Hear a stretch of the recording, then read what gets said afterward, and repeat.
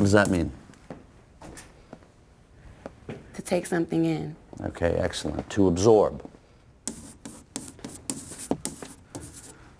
Anyone? Everywhere, all the time. So what is ubiquitous assimilation? Always absorbing everything everywhere all the time. Well done, George. How are you to imagine anything if the images are always provided for you? Who here read 1984 last year? Good.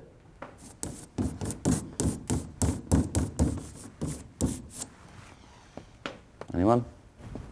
Meredith? Having two opposing beliefs at once and believing that both are true. Excellent, Meredith. Why do you always suck his dick, you fucking kiss ass? To deliberately believe in lies while knowing they're false. Examples of this in everyday life. Oh, I need to be pretty to be happy. I need surgery to be pretty. I need to be thin, famous, fashionable. Our young men today are being told that women are whores, bitches, things to be screwed, beaten, shit on, and shamed. This is a marketing holocaust. 24 hours a day. For the rest of our lives, the powers that be are hard at work, dumbing us to death.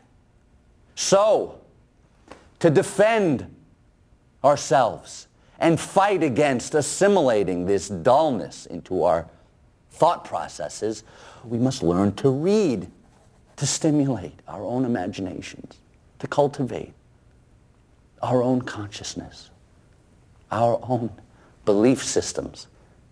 We all need these skills to defend, to preserve our own minds.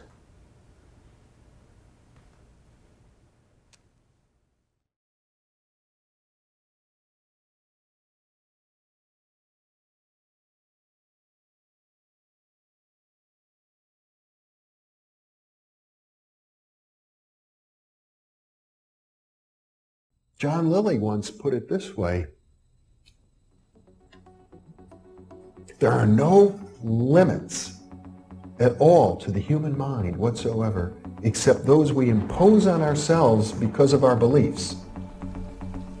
And those limits are also beliefs to be transcended. And that's a view that suggests that the possibilities of human transformation are virtually infinite. And we have no way of knowing the outer horizon of what it means to be human.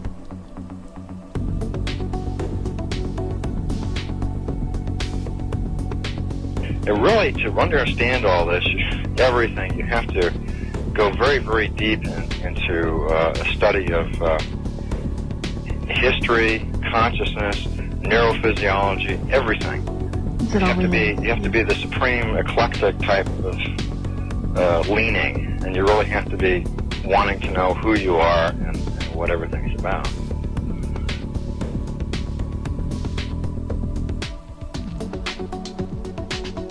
And the thing that you'll find when you go to sacred sites, if you're very humble about it, is that you are on a personal journey, and the sacred site will respond to you in a way that is appropriate only to you. The information is always what you are searching for. And it's the intent you give that energy that defines whether it is used for right action or not. And it is inside these sacred spaces that you will be reminded that you are a god, that you are a bright star.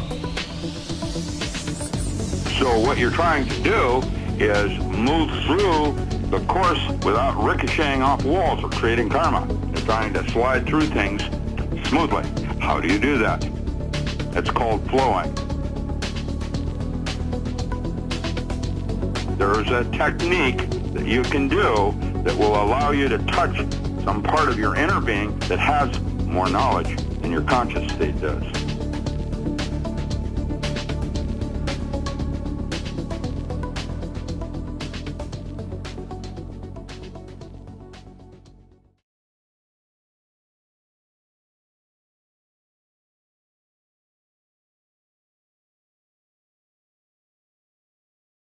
My goal today is to show you so that we can all understand the structure, players, and philosophies of world government. Has the world been integrated from individual nation states into one? Yes. And how did it happen? Well, obviously, you know some of the ways in which it happened. How could we get from an individual nation state into world government and not know it? Well, first of all, my surprise when I went on the international level was a media blackout. After being at my first UN meeting and coming home and reading all the newspaper accounts and reports and listening to TV, I realized there was a complete media blackout. Secondly, it's the dumbing down in schools. You all know that. It's not educating with regard to the isms. Why I didn't understand the agenda on the international level is because I didn't understand the difference between communism, socialism, Fabian socialism, Marxism, and yes, another ism. It's called capitalism. I now know a whole lot more than I did 10.5 years ago. We have also assumed that government is operating in our best interests. There has been a misleading of people by what I call coded language. You know, they use these phrases, but it has meaning to them and a different meaning to us. So we never know what they're saying. And I think this is extremely important. Taking over the PTA, the city council, the county council, the planning board, and the legal system. Exactly how did that happen? And it's in red because we're going to take a look. Creating an international level of government. Of course, that's the UN. And changing our philosophy and laws to reflect world government. In short, the world is in the middle of a communist takeover. That's the only way to say it. At every turn on the international level, it is based on Fabian socialism. And I think we need to understand the agenda and we need to understand the structure. So, of all the key players on the international level, most of them are socialists or Fabian socialists. And they held to socialist ideals. Why else would we be confronted with a philosophical structure and a power structure of world government, a system of control? That's really what we're talking about.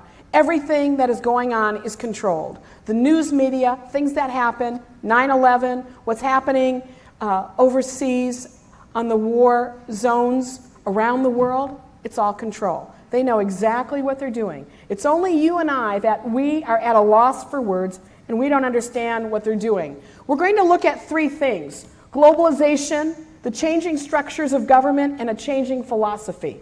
When we talk about globalization, many of you probably know this. I heard this term first in 1995, globalization, a globalizing world. And I thought, what in the world do they mean? And I put this definition together. Through constant change, Boutros Ghali told me that their agenda would be a new agenda of constant change. The blending together of economies, people, laws, politics, monies, and social ethics into one. The convergence or harmonization or homogenation of the world from an individual nation state into one world, a world without borders. And so today we're going to be talking about the world that we live in. So what is the changing structure of government? How did we get there? On my journeys, it took me about 8 years to piece together the history of how this happened, some of the organizations involved, the actors involved, and to take a look at the structure. So, steps to an integrated world. Here is the United States with all the different walls that we have had throughout the years: the economic, the political, the trade, the legal, and the financial. So, what happened first? It was the financial integration in 1944 with the International Monetary Fund and the World Bank. They are called the Bretton Woods institutions. We have the barriers between the nation states being reduced with the United Nations. As you all know, it's a international body. We've lost our political sovereignty when we sent a ambassador to the United Nations, because they then make decisions for you and I that transcend the national barriers of the world. As you know, that there is within there one vote per country. The first Secretary General, Alger Hiss.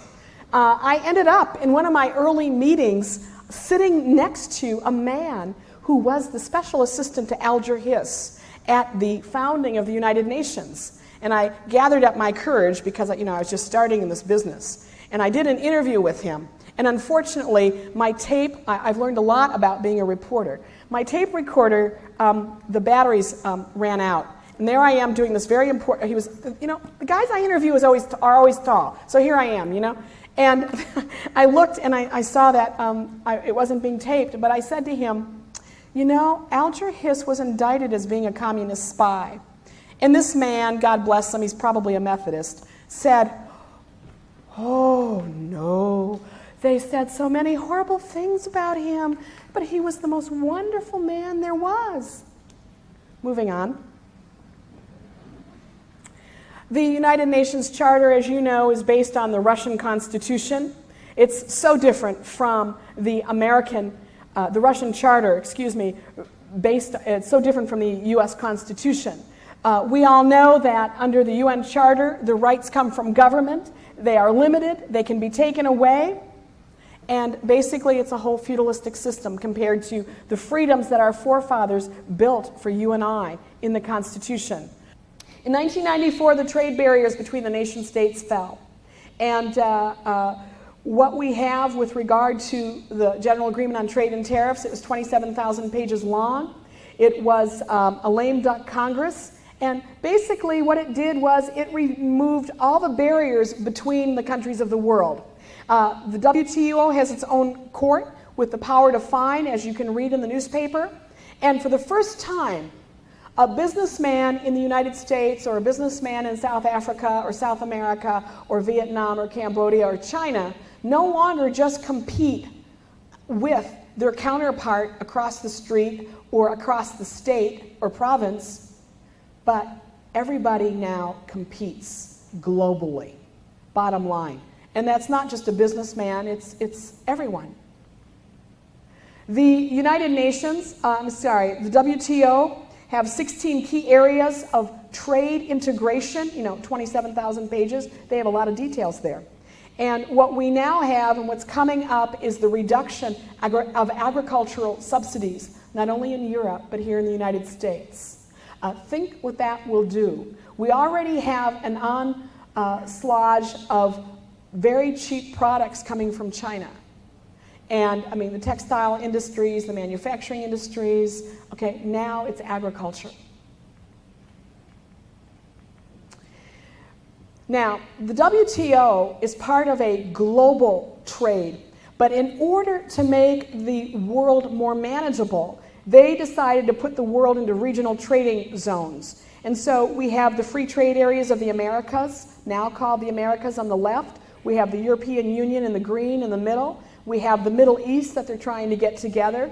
We have NEPAD, which is the new economic partnership for Africa, which Clinton helped in South Africa, and we have Asia with APEC and ASEAN that are now the regional trading councils. In our hemisphere, as we talked about the free trade areas of the Americas, you got to have something to trade.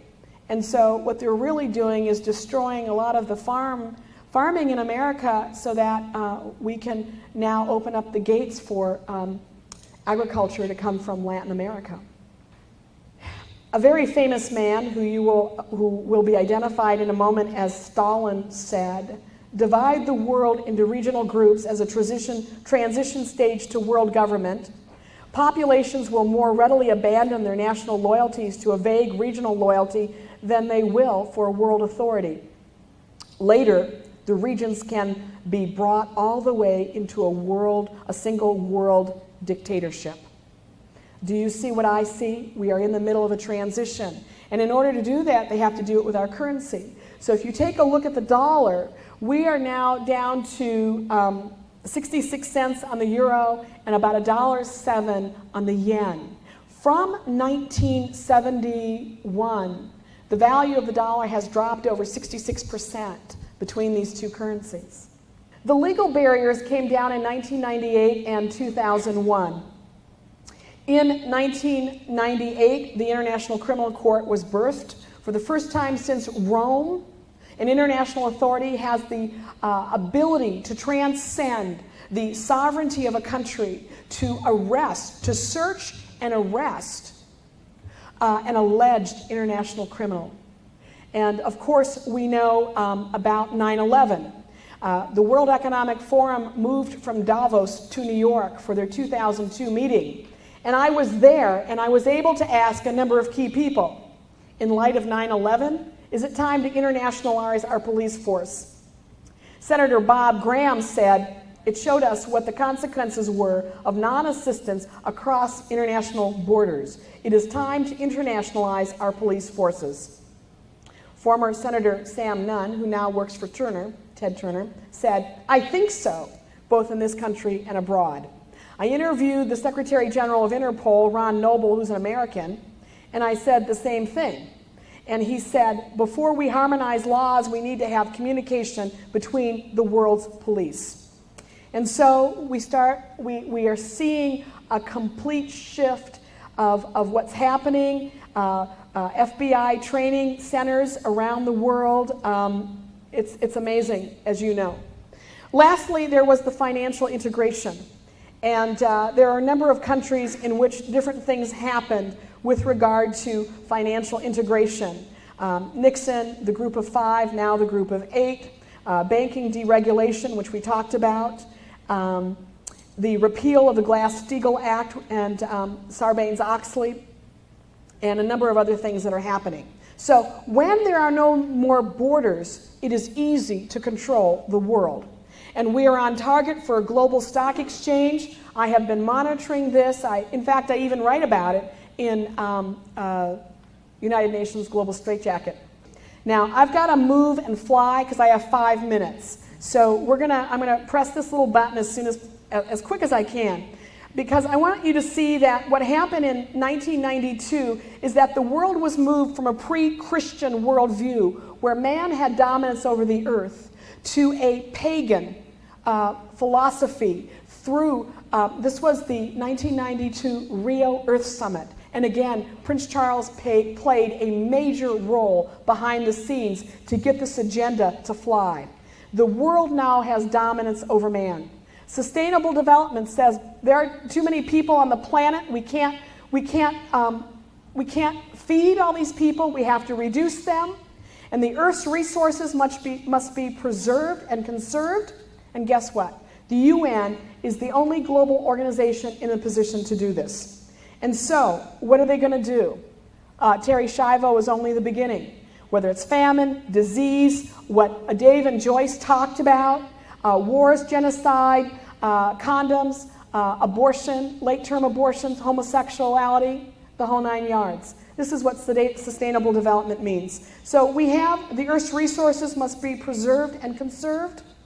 This is the new communism. This is the new environmentalism for the 21st century. Sustainable development, in doing a number of interviews, they basically told me that sustainable development is a merger between capitalism and communism.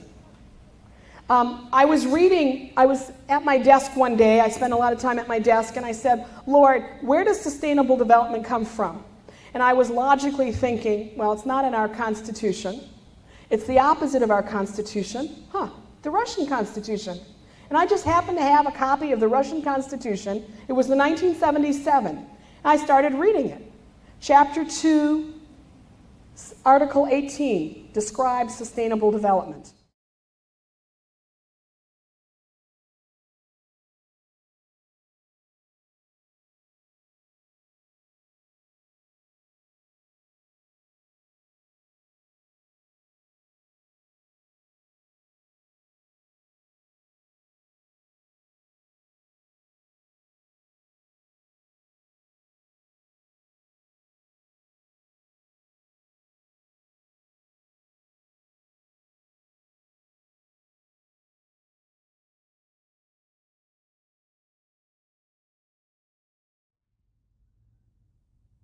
Hey, you epic being, welcome. Under Hodge, Infinite Potential Healing, serving a truth with you once more. And I do mean this when I say it all the time. Thank you for allowing me to be a part of your journey. I've offered this concept called our peak awareness time. Just think in your life, right? What is it taking you to get to here? Like being able to accept these sort of concepts that I offer and stuff. Being into this sort of material, spiritual, alternate and stuff like that. Having the courage to challenge the narrative and the paradigm out there and stuff like that. Being labeled potentially something, because obviously those people like us that are willing to do that are the threat to all the BS going on and stuff, right? So having the courage to go beyond that fence that most people sort of accommodate the corralling of people and stuff, it's a brave thing. So out of all the concepts out there and all the stuff and volume of people offering things like that, I am very grateful for you allowing me to be a part of your journey. So as I offer that peak awareness concept, I like to do these sort of videos and stuff raw. I just offer them, me speaking and stuff like that. Usually I just ease into it and then I get into my rhythm and let it rip. And I like the test of just being on my own and offering, you know, all the variables put together and stuff, and having them all juggling in my mind and awareness and stuff like that, and then just seeing how well I do. I always make these a test of myself to seeing how good I am in the moment and stuff, and I don't try to edit too much and stuff. Sometimes linguistics, there's this thing called psychic dyslexia. Like I might be thinking of something, but the stuff that comes out isn't accurate, and that I learned to translate that with people like Max Steele back in the day. A lot of people, English isn't even their first language, and you have to appreciate that. So they might be trying to translate what they're thinking and stuff, but it doesn't come out right. But I was always able to tune into what they meant, right? So these are all sort of tests and training and intuitive potential sort of things offering and stuff. But I always see these as a test of doing my best and stuff. And I always, you know, if I'm wrong and stuff like that, I'm happy to put it out there. To me, being authentic and not being perfect is more important to an intuitive sort of individual like yourself, rather than trying to have a facade of being perfect and all that sort of stuff. So I just do these in a very original way, and my videos tend to be quite long. I like to include clips and provide you with the reference point of the actual people offering their truth, because I always found like going and hunting down, doing my keyboard ninja skills, finding these people and actually appreciating them and tuning into them and stuff, and you get a lot from that. You know, a lot of the people like Eustace Mullins and stuff that were in the trenches after World War II and stuff, they had to go through enormous journeys of effort and commitment and suffering and compromise to be able to offer the truths that they've offered. So I just really appreciate those who have offered components in the past to potentially leave us with a legacy that is freedom and stuff like that in these incredible times and stuff. So I took a long time to get to this point of actually really wanting to be out there. I mean, maybe you can do it and try and see how you go, and then have everyone hate you or whatever, and like all the judgment, like I've dealt with some people with the uncertainties with judgment and all that sort of stuff. But I just, like, the thing I love is about intuitives is they work on a different level, so they sense all the authenticity and stuff and people doing their best, and it all depends on the state you're in and how clear you are and stuff. Like I talk about the influences and chips and implants and stuff, and a lot of the influences at play are pretty epic, and seems like they're a bit ramped up, and the uncertainties going off the charts and stuff. So those of you that have really invested in my stuff over the years, particularly like the emotional mastery, you know, perhaps you've had sessions and stuff, I help clear you out and all that sort of stuff. My aim is to help assist you to navigate all the uncertainty, to be like eye of the hurricane or bow of a ship in all the craziness and stuff. So ideally, from all that you've invested in me over the years to get to now, it's been an ally, and it's really helping stabilize you in all these sort of times and stuff. I've got a lot of people that see me and stuff that have been around for years and stuff, and you know, I've had different eras and all that sort of stuff, and I joke at myself it's taken me 17 years to get to here and stuff, but it's just been interesting. Part of my thing was going through being shattered in life and stuff like that, and losing everything. And I had a interaction with one of the people I know on client and stuff like that, and I feel very grateful that, not for that, but going through that when society was in place. Like, I wouldn't know what to do, or I would, but it's more so I appreciate the challenges of waking up and going through that now with all the uncertainty in society and stuff. So part of what I endeavor to do for people is invest in these and offer it as a reference to carve through the waves of uncertainty that we're more likely to go through, because I just appreciated back then it's, you know, the money system and all that sort of stuff relative to debt, and there is it can't be denied that society is set up for failure because they want to implement change based on the consequence of all that. So the likelihood there was going to be uncertainty and stuff like that. So for me, in all that, putting all the pattern recognition together and stuff like that, the outcome for me was the multi-dimensional sovereignty sort of path with the sovereignty declaration and doing the healing. And my solution in all that is the energy hygiene and the sovereignty sort of combined, because once you go through them, ideally what I do is just a massive filter. I leave no stone unturned, and thoroughness is the ally. So I include all them in the ingredients of what I do. And so when I do these videos, I do them long as well, but I think that's a bit of an outlier because a lot of people only have a short attention span and that. But I like to make them a journey. I used to be a DJ, and trance was what I was into, a bit like Tiesto and stuff. And I listen to my mixes all the time and stuff, and I try and take you through a journey of understanding and comprehension of things. So what I'm probably going to do is offer a new theme, right? And I'm thinking money, politics, control, and perhaps our potential or something like that. But I haven't really wanted to get into money and stuff. Like the last one I think I did was on Bitcoin, and that was about 18 months ago. And I did Influences Part 5 or 6. It was about the energy non-crisis, which I highly recommend. But I included that in the Influences series. And it's a money-related thing, because if you look what's going on, there's things in that region were talked about with Trump and stuff like that. But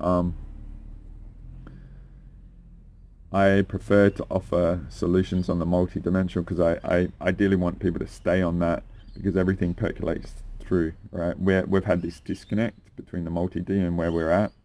But if we re-establish connection for that, we've got the superiority, and all this shit going on is trying to disconnect us from that, because that's their game over from my perspective. So it's getting dark. I've been doing a bit of homework on the videos I want to go through and stuff. I wasn't sure if I'm going to do one big video or break this up. But what I want to do is offer potentially 2 different lectures, and one of them is this Tom Lonagol, I think that's his name, and it's about the Chinese game of Go.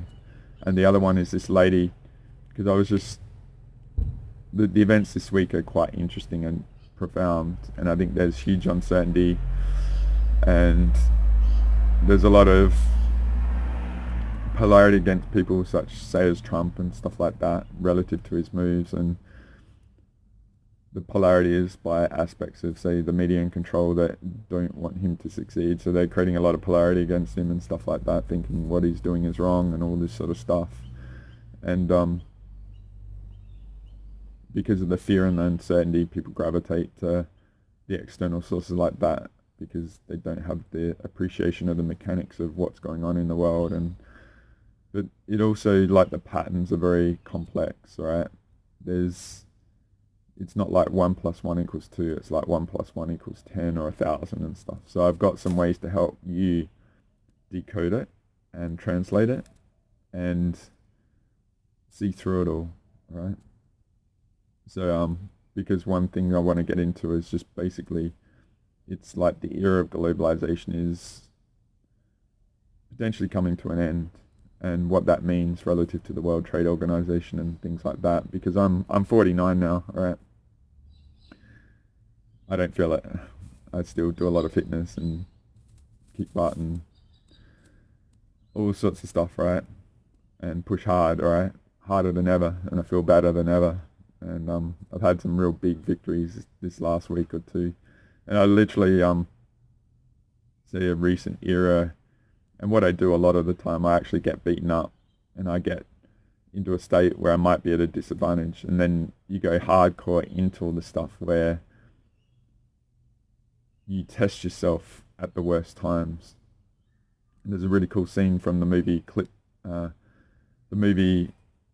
Crimson Tide, where Denzel is tested by the captain, Gene Hackman, at the worst time, and the captain pulls him aside and says, look, in times of war, things aren't like plain sailing. You're going to get tested at the worst time, sort of thing. And so I create the hardships to be tested to see how I go and all that sort of stuff. So it's not that I cause issues or are unprofessional to cause influences on anything of anyone engaging me, but the tests have been pretty epic and stuff. And I've had to do a couple of earth pranic healings because Earth's soul's been under threat as well and stuff like that. And I worked a lot out, and I worked out some really cool mechanics of staying in the pure source, multi-D sort of stuff. And so I realized what it's like being in the no man's land and all the influences go on, but then get yourself back, right? So I was able to work out a sort of mechanics of myself doing that. But this video is going to be more the lower levels of the narrative. So I'm just going to show you the narrative image that I've shown before quick. Right? So I might try and talk pretty quick to get a lot in because it's getting a bit dark and I'm a bit late in my day. Right? So I'm going to try and stay focused and not talk too much about external things versus this for once. We'll see how we go. But I may have to break this up into 2 videos, alright? So we'll see, because I was just working out the second lecture that I'm thinking of including components of this Joan VO. And the stuff going on in the world relative to the finances and politics and stuff like that, it gave me an opportunity to sort of translate for people from the 3D to the multi-D, right? But what this sort of content is aimed at is the lower levels in the narrative, like perhaps the higher levels in level 1 and maybe 2, right? And the bigger stuff I get into, like the pure source and the invasion and stuff, that's really higher level at this level. So I'm just going to show you a couple of the images quick relative to what I offered in around the time that I did Amplify the Echoes Part 14, because what I was able to work out, thanks to some ingredients of people, was relative to how a lot of the control was percolating through to Earth, and there's a bit of a realignment, I felt like, to species and stuff over regions of the world, because it felt like the control was waning, so there's fear of losing control. And so where there might have been alignments and alliances between species sort of thing in the invader levels, which is beyond the low levels of this, it has a relationship to what's going on now, I feel. So I'm just going to go through some images quick, and I'm not going to go into it too much. I recommend going and watching Amplify the Echoes Part 14 and around there, like I did Intuitive Potential Part 5 and 6 around the election and stuff, and the emotional mastery stuff around that era that are very rich in the bigger stuff. But I just want to show those images quick, right?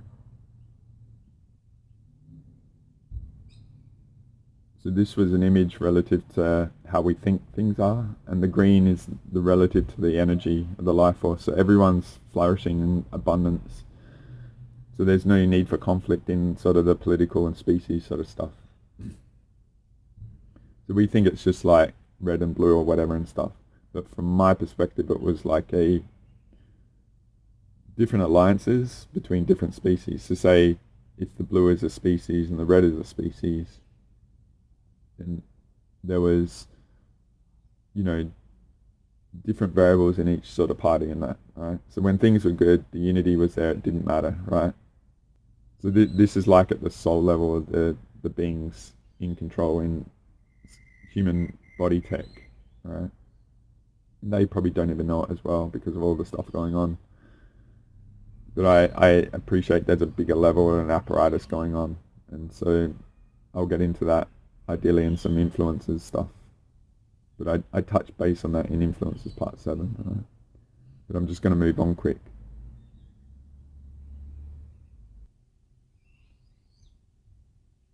So what this image is relative to is that, from my perspective, say, I won't go into that unknown image, but basically say you, I, those of us that are doing sovereignty and doing energy healing and claiming back our stolen codes and tech and all that sort of stuff. To me, we're the threat to all this, right? And so by calling it back and calling out the injustice anywhere as an injustice everywhere, we're able to take all this back, and not only for us, but all those that are victims of it, right? So to me, the effect is happening, right? And so if that is the the foundational structure going on, then there's a threat that the resources are diminishing, right? So to me, it was like the triggering of these consciousnesses are aware of it, and the realignment to their species rather than an alliance with other species, right? And so that's where, from my perspective, these political parties are going against each other because there's a backing in the corner, so to speak, and the diminishing of resources, okay? And it's an effort to translate what's going on, right? It takes a lot of risk to accept all this stuff, but once you go there and you start seeing it, it's the only logical outcome of what's going on, right? So I'm just going to move on.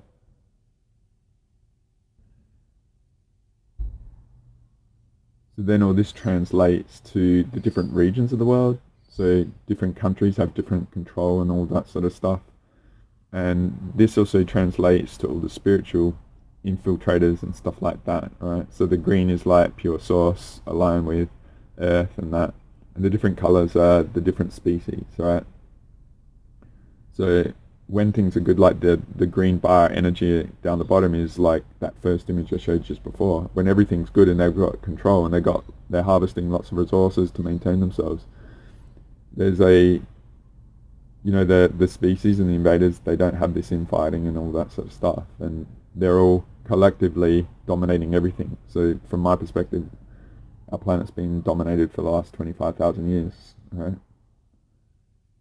And that's where like the pure source concept like GSF 36 and all that has built up to get our superiority at the multidimensional level, right? And that's why so much has gone on to me. It's taken so long to get this, trusting people and realizing that I've used the metaphor of being a hen in a fox house, like a lot of invader foxes of talented and they know all this sort of stuff, right? So that's why my journey's been so difficult and hard and all that. But out of all that, the pressure of the coal and the hardship, it reveals a pure source diamond sort of metaphor. So the pressure of the experiences is revealed truth diamond sort of thing, right? That I've been able to offer, and it's out there and it's very advanced, but I'm IT geek, solution orientated, right? I'm not here to waste time or, it's required a lot of sacrifice for me to get here. So I want to make that worth it and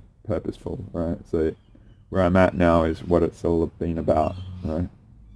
Because I don't think we are going to win any other way but engaging our multidimensional superiority. That's where we win and overcome all these things. So I'm just going to move on quick, right? So this is the second one relative to those other images, right? There were 4 of them in 2 pages, right? But you can see down the bottom is that the life force abundance is diminishing and it's in the red line, so it's a threat. So that translates to a lot of the conflicts on the world because the different regions are under different control. And so if there's alliances in different species, in political views or all those sort of things, then there's fracturing because the minorities in a larger group, say a lesser variable of Dracos or reptilians in an Anunnaki group, right, then the first thing that will go is that the species will align and take out the minority sort of thing, right? So in the green in the middle is the earth control, and the green are like the pure source us, not really knowing what the F is going on, and everyone's messing with us and stuff. But then it translates to the infiltrators in the community that are aligned with these invader controls, and there's all this fracturing between them and stuff, right? So while we're doing our work and reclaiming our sovereignty and defining our boundaries on a multi-dimensional level and calling out all the BS that they've done to us for a very long time, then they all lose, and so they are scrambling sort of thing. So I'm not wanting to get into these too much, I just want to go over them pretty quick, right? I'll move on. This one, the energy is very low, so the resource is low, so they're in fighting over each other, right? And so the loss of control, and the species are aligned with each other and then going at each other for the remainder of the control. And from my perspective, if we really commit and be thorough on what I've offered, then that's the way that we break all this open, right? And they're all fighting over each other, and we just come out with our superiority because we're aligned and organic to our universe and stuff like that, right? So this is the big scale stuff that's, in my opinion, percolating down to what's going on at the moment, okay? So you can see there's a big shake-up going on, alright? And then different regions are sort of in focus, and then there's sort of allegiances in different regions, but then there's, you know, opposition in other regions and all that sort of stuff. So there's a pattern, but it's not adding up. It's very abstract, right? And what I'm wanting to do in this is help offer a codex to that abstract nature of what is going on, because I've got some really cool stuff, right?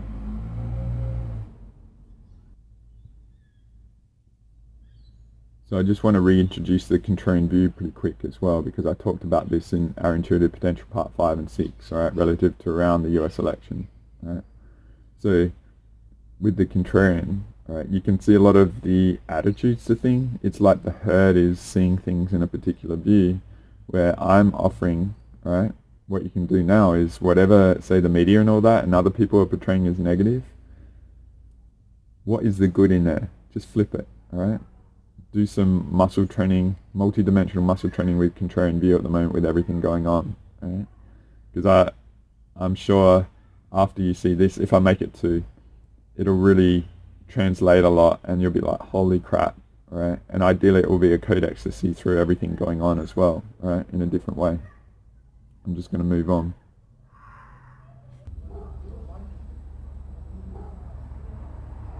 So before the US election, I offered this, right, relative to the contrarian view, how it was feeling very ominous, right? Like what had gone on in the world relative to 2020 and stuff is, instead of being in that channel of like things go bad, things go good, things go bad, it went from bad to worse, right? And right at the election it was like ominous, okay? But I offered basically these are sort of trends, and you know, it takes a lot of energy for the negatives to continue. So after the election, then the next one I'll show. But the reason why I'm just talking about the elections and stuff at the moment, you guys in the US probably don't know this, but a lot of other regions in the world are going through that right now. And it's actually fascinating because in Australia and Canada, they're bringing elections early, all right? Now, because they want to lock in things from my perspective, because there's a lot of popular sort of risings going on in the world, all right? Because if you've followed Zero Hedge and stuff, there's countries like Romania and in France, and I think there's threats in sort of Poland and stuff. So that EU region where they're actually trumping up charges for political populist leaders that might be contrarian to what's going on, like they want separation from the EU and stuff like that. I know in the last few weeks, Conor McGregor, if you know who he is, he's, you know, a very famous fighter, right? Irish. He's actually put his hat in the ring to be the president or the leader of Ireland in the November elections, and there's stuff been going on at him, right? But I'll use that variable of November versus May, because the Australian election and the Canadian election, right, have been brought forward because, to me, the big changes going on have the potential to bust open a lot, right? And so these aspects of control, right, are to maintain the what is going on, okay? So many other regions outside the US are going through this in their own state, and in my opinion there's a lot of fear out there, right, and uncertainty, a bit like the metaphor before the US election, right? And so what people do in that, they retreat back to the familiar, and they'll listen to things, and they won't use their own judgment and stuff like that. So on top of that, in my opinion, there's like massive influences on the multi-D going out, like parasites, entities, and all this sort of stuff, right? Because of all this shakeout, it's leaving people vulnerable and their fields open, and most people are already depleted as it is, okay? So the weaponization on the multi-D has gone off the charts, and that's where like healing is very important, sort of thing, right?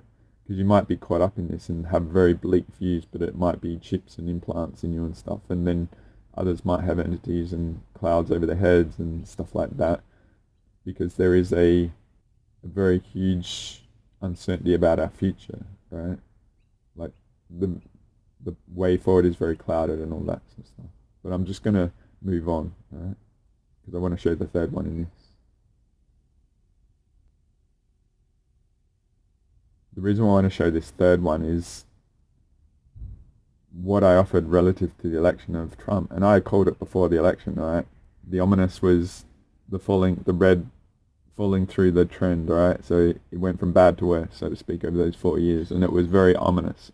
But I said, like, the energy to maintain that negative is unsustainable, and the logic was that it was going to flip, right?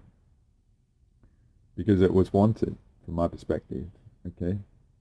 And so what's going on now is the changes that are going on, right? If you read Zero Hedge and all this sort of stuff, a lot in the other areas of the world, it's just fascinating the interactions I've sort of had to work out where people are and how easily they're influenced and the polarity going on and stuff. But I offered that there was going to be a positive reversal, right? But it's not going to reach the peak that it was, sort of thing, because like people have no reference of what the peak is, right?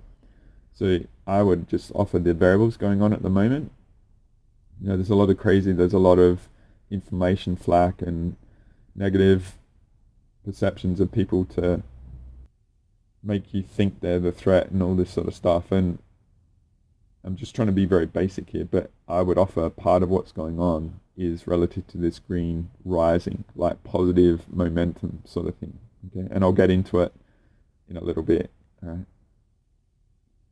But I'm just offering this as a reference to see it as like a bit of something to sort of reference in the uncertainty, right? Right now we don't have context, but I will offer some context, right? And I just wanted to drop this in now because this is the bigger patterns of things, right? Because I've talked about the internet being a component of all this as well, right? This is like the 50 years sort of stuff. Because if I get into the Joan Dio clip, and I might leave that for another time, the bigger depth in it, to do a second one of this. But it gets into the whole establishment of the UN and stuff like that, and variables in there relative to, say, the population control and the ceding of power to the central body sort of thing. So the World Trade Organization is in there sort of thing with these dates, but in my opinion, no one is clear that's involved at a higher level. They're all part of all this structure of control. But it doesn't mean everything is going to be bad, all right? So relative to that contrarian view, there's good things potentially, right? So I'm just wanting to offer these variables of how to perceive things and stuff. Have these sort of as a guidepost. This is more going to the bigger, high level of the narrative sort of thing. Like most of these people run and they don't even know they're a part of it. They're just in the narrative sort of thing, like the culture and the society and all that sort of stuff. Right? But I'm just aiming to help you translate everything and have a few variables in your pattern recognition to see how everything falls together, right? At the lower level, they might be good. At the bigger level, it's an aspect of the control and the bigger time frames and all that sort of stuff. But I would offer some of the big shake-ups going on. You think these years and stuff like that. A lot of the, say, organization, the World Trade Organization goes from the 1980s and stuff. So a lot of it was birthed in parallel to all this. And that's where, like, the tariffs versus globalization, like globalization is sort of being smashed a bit at the moment, right? And to me, that's all a part of this apparatus, okay? So just, there's a time frame reference. I haven't done any new images and all that relative to what I'm going to talk about, but these are sort of reference points of the control sort of aspects going on to humanity, okay? I'm just going to move on. So I've been talking a fair bit at the moment, and I'm wanting to offer basically 2 lectures from 2 different people.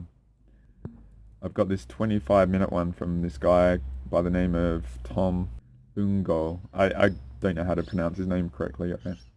But it's fascinating. It's from a Ron Paul forum or gathering from 2022. So it was November. It was 6 months after sort of the Russian variable started in Ukraine and all that. It was just after. So that was sort of playing out then. It was a different era. It was in the middle of the Biden sort of era and stuff like that. So it was different, all right? But it's relatively recent, so things have played out, and what I mentioned about the EU sort of election sort of stuff going on, and the unifying of regions and all that, and this sort of tariff sort of stuff going on at the moment, going against each other rather than the harmonious thing that was globalization before, right? Which was no borders and open access to corporations and stuff, where the World Trade Organization allowed, it was superior to the sovereignty of nations. So, for instance, like if a country wanted to sell something to, say, Australia, and the government came in and stopped it, the government, China, could go to the World Trade Organization and complain and take Australia to court, and then Australia would lose, sort of thing. So that's what's going on in the world, right? Most countries have lost their sovereignty to this bigger UN sort of world order body, if that makes sense, right? And so a lot has happened since the early 90s and all that sort of stuff, right? So the World Trade Organization is an apparatus that has been there that not many people get. And part of my history was in the early 90s, Australia, with this Prime Minister by the name of Paul Keating. There's a famous sort of video out there if you want to see it, and he talks about how Australia had to go through this recession. It was, from his perspective, the recession Australia needed to have, and it was after like the 1987 stock market collapse, and a lot of things lost out around the world, and Australia went into a pretty heavy recession. And I remember like interest rates were at like 17-18% sort of thing, because I got this mate he's got this partner of his mum who we call Obi-Wan. He's very wise, he's successful, and I won't get into him much more, but he bought this awesome property in this location, and it was very cheap. Like the apartment complex guy that created it in the 90s went out of business, and they were going really cheap, but no one was buying them because the interest rates were at like 17%. So if you imagine the contrarian, it's like no one buying, so the prices go down, and it's an opportunistic to buy very low. And the location where it is now is worth many millions, right? But it was just, like, we call him Obi-Wan because he's wise. And I offered in that unknown video a really cool lecture about Warren Buffett, and he's like the ultimate contrarian trader sort of thing, right? So these are all variables I've had around me to witness. It's like doing the right thing at the right time feels like the worst thing ever to do. Like, say for instance, you might be beaten up and smashed, and going and trusting someone for healing might seem like the worst thing to do at the worst time, but it in all honesty has the most potential, right? And that's where the courage kicks in, and you've got to trust and discern all those sort of things. It's the same metaphor in mechanics. because what you can do is you go through experience and then you ride it, right? And you see what happens, and then you actually reverse the mechanics. Like, you realize the influences are making me feel this, and it doesn't want me to do something that will free me from it, sort of thing, right? So I'm just using all these things as training for the multi-dimensional sort of flipping things and realizing the different angles. Because if you sense stuff, you know, if it's right, it might not have a limit. You might be able to get through, but if there's a wrong with it, you know, if it is like danger, you won't be able to penetrate the danger. So there's these subtleties with the energy. I hope that helps. I'm a bit of a tangent here, and I'm talking a fair bit. But the Joan Vio sort of video, and I was going through it, it might be about half an hour, so I might separate this into a separate one. But what's going on with Trump at the moment, he's basically going at the World Trade Organization and globalization and sort of forcing, say, manufacturing locally again, right? Because what happened after that 90s sort of era is that Australia got linked up to the World Trade Organization, and this Joan Vian came up again, because you may not have ever heard of her. She died in 2010. I forgot that, or I didn't know it. But the lecture that I go into is actually from 2004. It's a bit like the Warren Buffett era sort of thing. So when you hear what she's talking about back in 2004, it's freaking epic, right? But I may not show it all here, right? But that I show relative to her, if it's in a second one, it will be offering a lot more on the context of the World Trade Organization and the UN and all this stuff that, say, Trump is going against. It's set off this basically shitstorm in the world, right? And then you're seeing all these factions that I said are the biggest scale, that are, you know, the different regions and the World Economic Forum and what's behind them sort of influencing people in control, and the election sort of coming forward and stuff, because they're worried about this catching light, okay? And people getting a glimmer of something else and then, like, not tolerating the bullshit. So part of the whole globalization, and I had this chat to people, it's related to destroying the middle class, right? And why is that important? Because it makes manufacturing cheaper in other regions, so a lot of the local manufacturing can't compete, so they shut down and move their conglomerates, like the big multinational sort of organizations, move their manufacturing hubs to, say, China or other third world nations that have a lot of poverty, and their currency is a lot less, right? And all this stuff is covered in this Joan Vion sort of lecture that I may show in a second one, right? So sorry to drop it now, but I'm just giving you the context. And so what that did in, say, Australia is, for instance, there's a lot of car manufacturers and they just couldn't compete, so they shut down all their factories. And so they're good sort of paying jobs and skill sets, and so the families that benefited from them, and even, like, I know, say, Qantas had their maintenance and manufacturing sort of variables here, say in Sydney and stuff, and they shipped all that stuff overseas, right? And so a lot of those sort of higher paying jobs, right, were lost, and so those families that are middle class, right, they could support their children and going to university and stuff and being educated and stuff and having a high quality life. Which what happens is that the middle class they become very stable, and then they're not manipulated. If, like, they're unable to be manipulated like people in fear and uncertainty are, right? So when the poor are, the main variable is that they have no strength or power to oppose the imposition of laws and stuff like that. Not only that, the middle class, you know, if you become educated and go to school and read things like 1984 and stuff like that, I don't know what clips I'm going to share. There was a cool clip that I might share at the start. That then not only that, they might be resistant to the change, they might actually, like, go against it, sort of thing. So the middle class is a threat, and the stability and stuff. So to me, what I'm seeing is what Trump is doing is a massive attempt to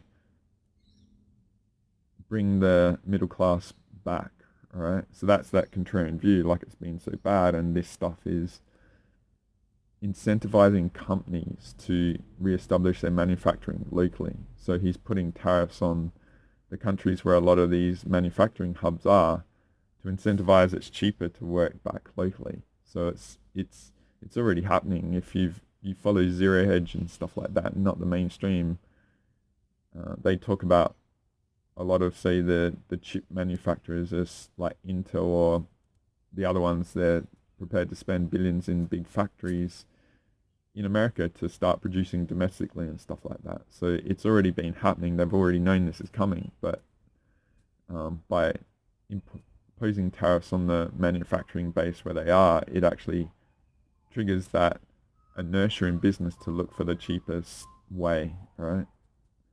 So that's a big overview. It's stuff that I'm wanting to cover in more closer to the Joan sort of second part that I may do. Like I've already talked quite a bit, right? So I might break this up. But what I was wanting to do is offer this Tom Longo. If I butcher his name, I don't mean to, but it's a very, very cool lecture. And it was quite random that I came across it, right? And the reason I'll offer it is it's a bit relative to what is going on. And one variable I haven't talked about is, to me, and I know what Cliff High is saying and what Elon sort of found and stuff like that, and I appreciate his variables. And if they come out, then that might change this view on things. But to me, it feels like, and I've already said this last year, right? To me, one of the things Trump was going to do is like use the US dollar's supremacy as a, and I'll use it as a weapon, right?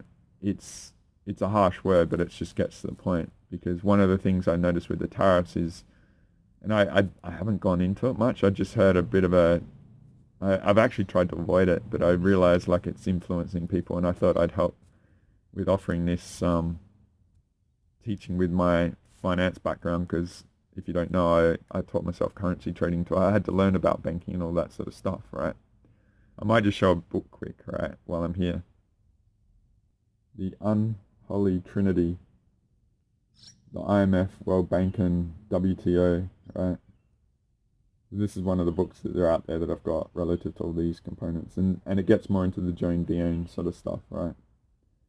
But yeah, it's their control and influence and stuff, and what I was alluding to about losing sovereignty in the regions and stuff, right? But one of the things that's going on around the world is that because of what's going on in the US and the negative aspects of what they've been doing, right? And those negative aspects I see as related to the bigger multi-D stuff of infiltrating the country and subverting it from the inside out to make it look bad and all that sort of stuff, and do negative in the name of things to discredit it, to justify what's going on with the UN and all that, right? So there was a subversion from the inside out and stuff, and this goes to the very high multi-dimensional relative to species, but it's also percolating through to the threats of the different regions of they're more working in harmony for the UN sort of stuff, right? And the world control, right? The totalitarian sort of technocracy sort of stuff, right? And Joan Dion gets into communism and Fabian socialism and stuff, which is interesting, right? The Joan stuff is from 2004, so it's over 20 years, right? But I guess I'm just offering a lot of context relative to trying to bring in the UN and the WTO here relative to what's going on, relative to globalization being busted up and bringing in the tariffs and the sovereignty back, okay? And but what I want to just offer about the US dollar, to me, I feel like Trump is trying to boost the US dollar and use it as the economic juggernaut it is again, all right? And so part of some of the tariffs have gone at hardcore at the BRICS nations, all right? I just heard in a passing comment, because I haven't done a lot of research, but I forget where I heard it, but it was like he was putting high tariffs on the countries threatening to join BRICS sort of thing, right? So that's economic warfare, okay? So if you go on align with the BRICS, then he's going to tariff the shit out of you and make it uneconomical for you to do business there, and you'll lose a lot of manufacturing and stuff, right? So this is like broadsides, all right, threats on the economic front that will destroy the nations. And if the nations are lost jobs and stuff, then election changes and all that sort of stuff. So it's a big boost to the US dollar. That's what's going on as well, to restore the supremacy of the US on the economic front. So a lot of people are like, oh, the economy's failing and all this sort of stuff. Well, this is me, the currency trader from 2015. I was like, when is this shit going to collapse, right? And I had that polarized sort of attitude to it. But the money system, right, and this is what people don't get, it has a lot of placebo belief, right? Like, would you go and cut your money up, right, because you don't believe in it, right? You wouldn't do that, all right? You wouldn't burn it, all right? You would still use it as a tool because you want to get the exchange of the energy, of the value for it, right? And to me, money is life force encapsulated technology, right? You earn money to be able to trade for goods, and it's based on your effort and your energy, right? So it comes down to how much you're worth and stuff like that. But why I'm just saying about the burning and cutting money, it's like, you do believe in it, right? Why would you break it? Like, why would you sacrifice money and stuff like that? So just think about, like, you're aware that you would do that. And I engage with the money system because it's not about belief, but it's like, that's the structure that is here for exchange, and it's a medium for exchange, you know what I mean? So, but most people, and like the last few years and stuff, the level of greed has gone off the chart. So people actually believe in the money more. So this idealist view that the money system's going to collapse is, like, I know the Cliff and the Doge stuff of what they're finding. I've heard those perspectives, and if it's true, then it does have that variable at play, all right? But until it plays out, we'll see, all right? But right now, and this is the contrarian in me, all right? Like, when things are down, the traders are like, the herd is like, oh, it's going to crash. That's when it flips, right? That's when things are extreme, and things like gold prices, when they're at their peak and new levels, like, the energy to go more, right, isn't there, so it drops.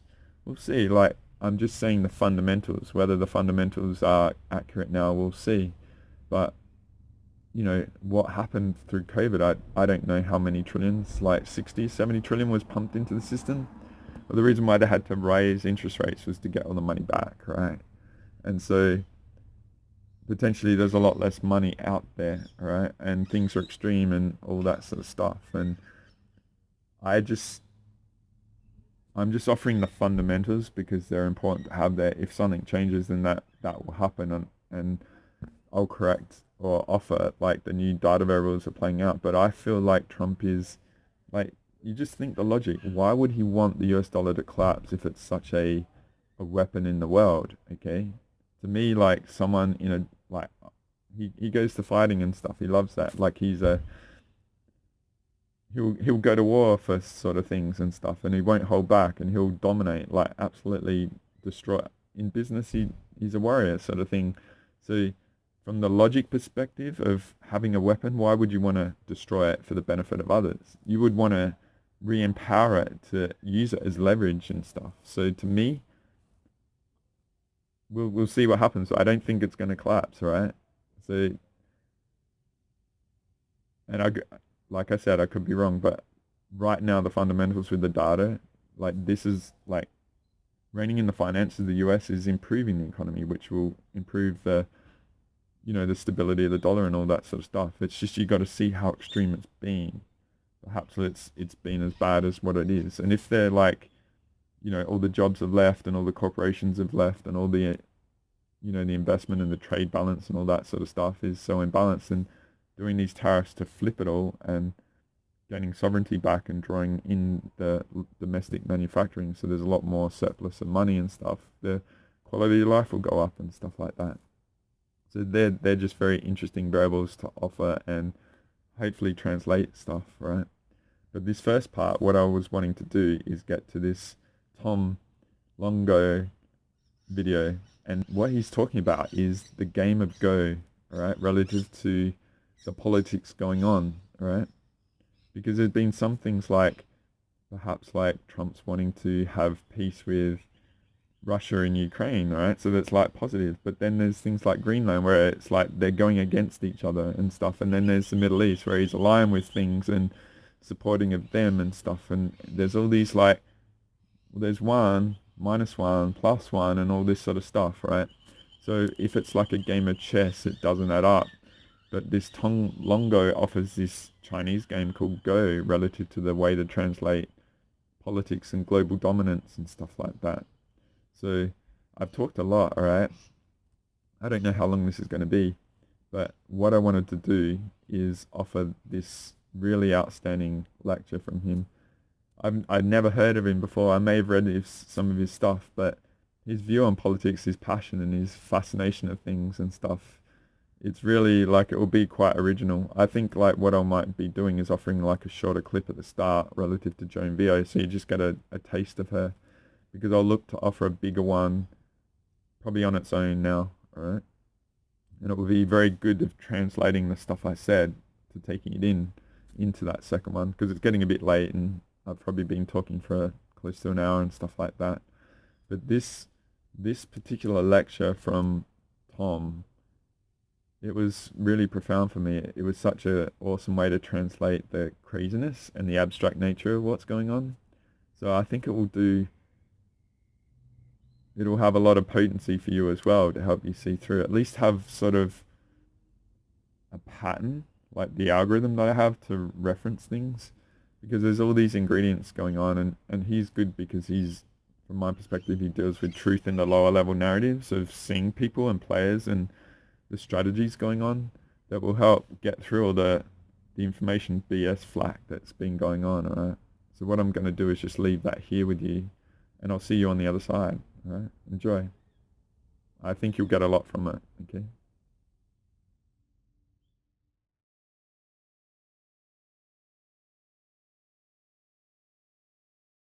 Talk to our friends and neighbors, and I think we can use something that we all share, which is our anxiety about rising inflation. We can use that as an opener, not to hit them over the head with a brick, but to slowly move the conversation. Well, do you know why this is happening? Do you know there's a thing called the Federal Reserve?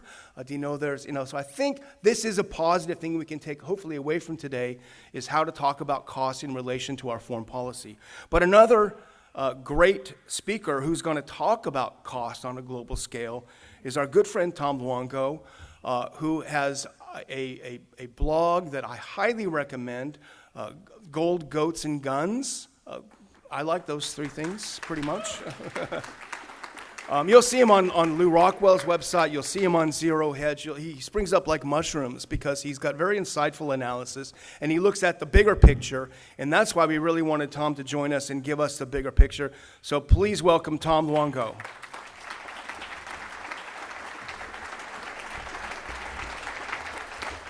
Well, good morning, everyone. To start out with, I haven't done a public speaking gig like this since I ran for public office as a libertarian in 2002. So if I'm a little rusty, it'll take me a minute. So my name's Tom Luongo, and I have a problem. I'm an avid board game guy, an addict. I love board games. And geopolitics to me is a big, well, we like to model geopolitics as a game because it's one of the ways we can narratively get a grip on what's happening out there, right? And the game that we tend to try and model is chess. We all know how to play chess. Many of us have played Monopoly. Many of us have played, maybe even played Risk. But you've never sat down and played a really heavy-duty political game. Whenever you take a game that's more than 2 players, it's all of a sudden becomes an intensely political thing. Great game designer Richard Garfield has always said that once you get a 3rd player at the table, it's now all of a sudden a political game. It's no longer a pure game expression. It's no longer a pure conflict between one side versus the other. And chess is a very interesting game, and it was created by the Iranians and perfected by the Russians, FYI.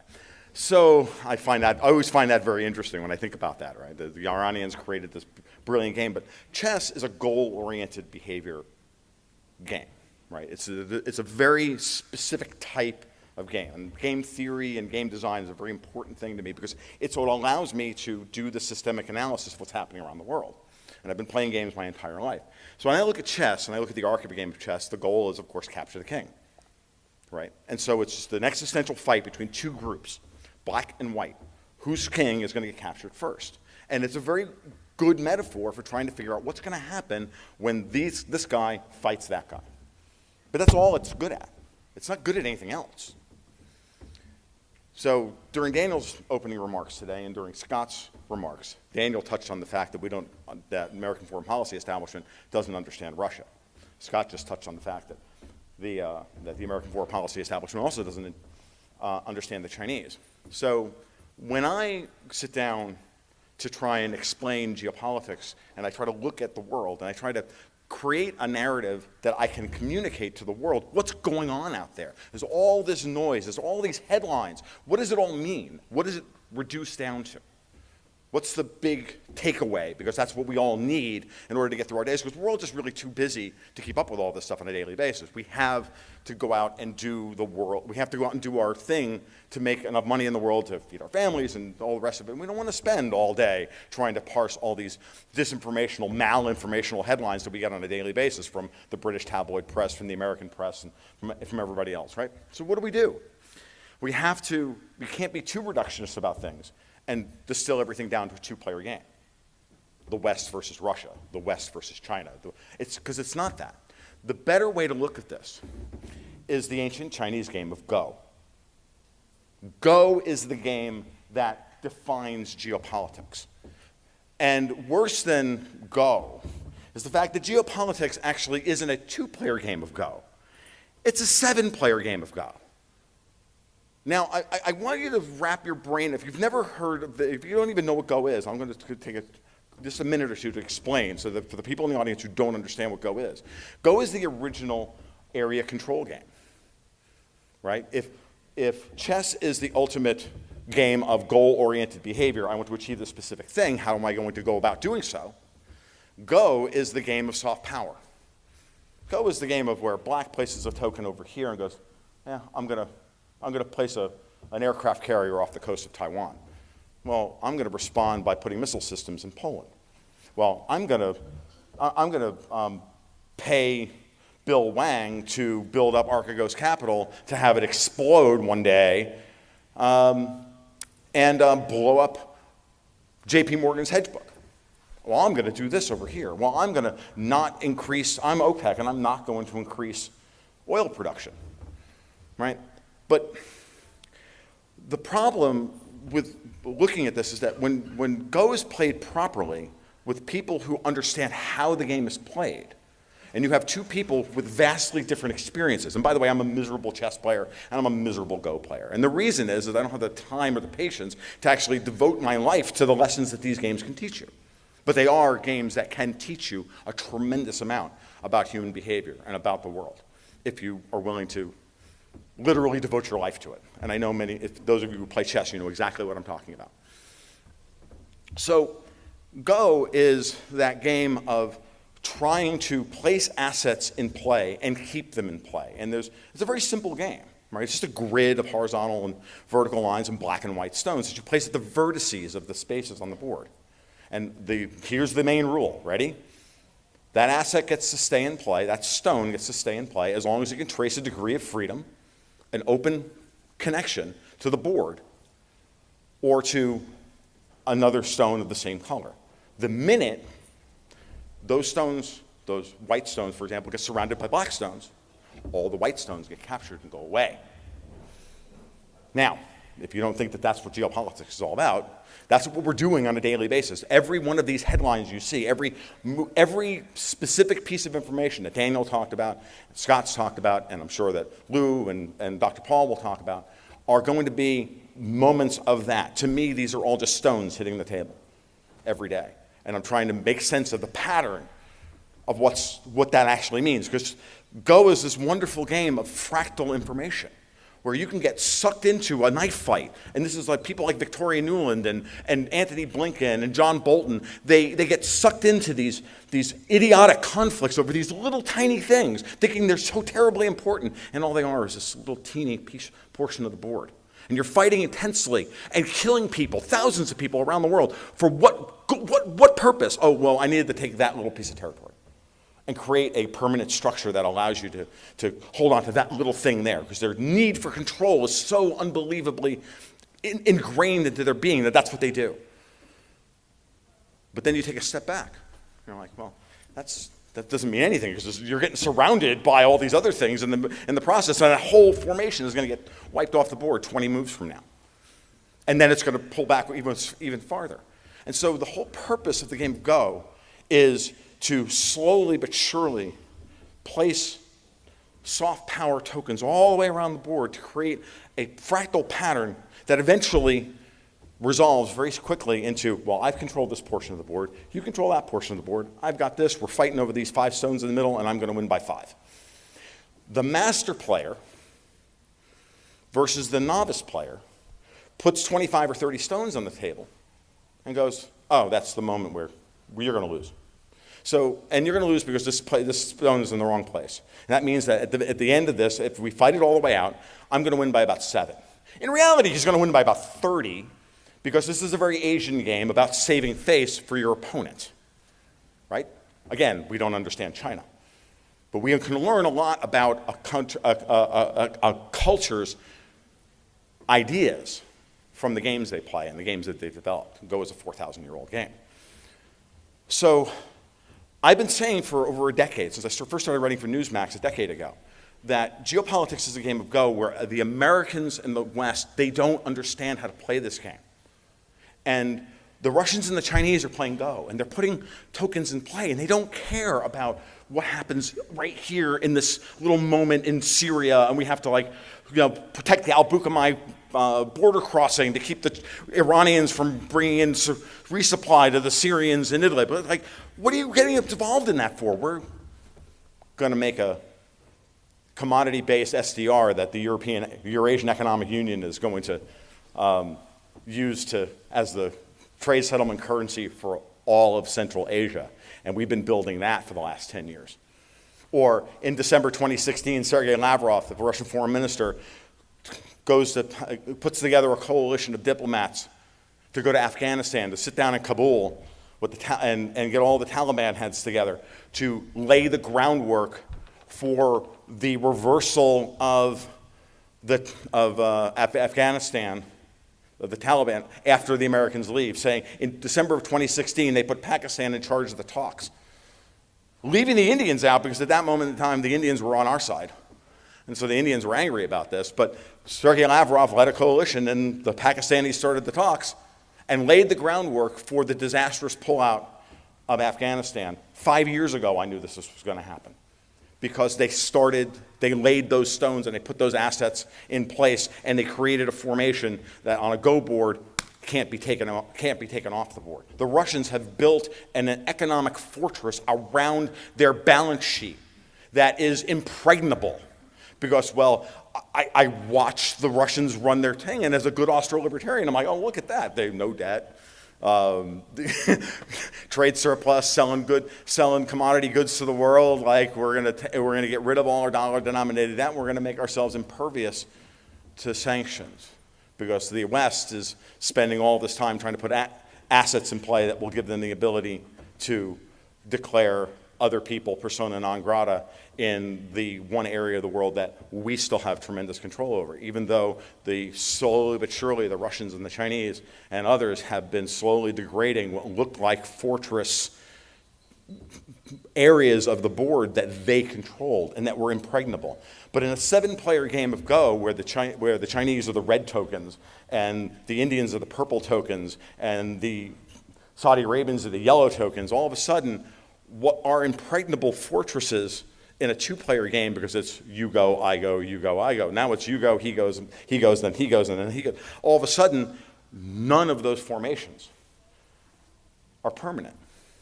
All of a sudden, none of those formations, those pillars of power that Davos or the European Union or the White House or whomever you're talking about, 10 Downing Street, the British Crown, pick your personal conspiracy group of choice. Club of Rome, this for UNESCO, George Soros, doesn't matter, pick them all.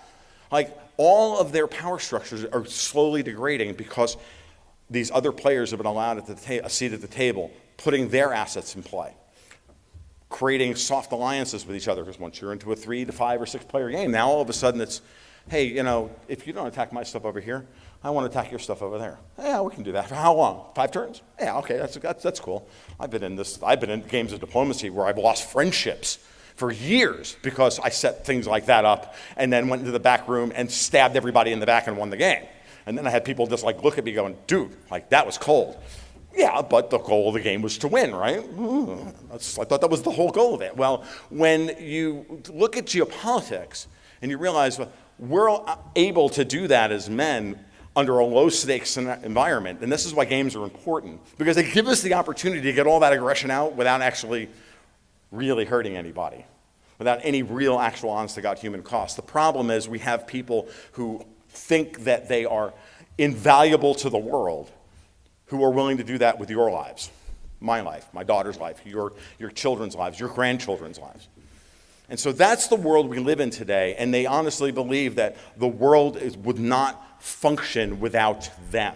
And this is why they spend all of this time wasting our time running around, forcing us to put stones on the table to defend and get involved in these idiotic knife fights that are a waste of our time. I wish that I didn't do what I do for a living, that I had to go out and get a real job producing something of real lasting value. I'd rather be a goat farmer than do what I do. And I think many of us in this room feel that way because we know that it's honestly a waste of our human capital to do this, but we have to figure out ways of disseminating the information to allow somebody else to go out and continue to build civilization in the face of those who want to tear it down. So where are we today? Scott's talked about the inflection point. Daniel's talked about the inflection point. I was listening to their talks going, I hope they don't cover all of my material. And really, it became obvious to me that we are at that moment. Because the way I see the board right now, metaphorically speaking, is that a two-player game of Go should end. Eventually, we'll produce stable structures that if the other players play into the other person's area, it'll just capture the stones and it'll just perpetuate itself, and all you're doing is raising everybody's score, but you're not changing the outcome of the game. Black's going to win or white's going to win or whatever. In that big 7-player game I'm talking about, this can go on forever. Geopolitics doesn't end. The king is never captured. The territory is never fully ever locked down because the world doesn't end. There's that great line at the end of Alan Moore's Watchmen when Ozymandias looks at Dr. Manhattan, who he's just beaten God, and he says, in the end, I did the right thing, didn't I, John? John Osterman, Dr. Manhattan.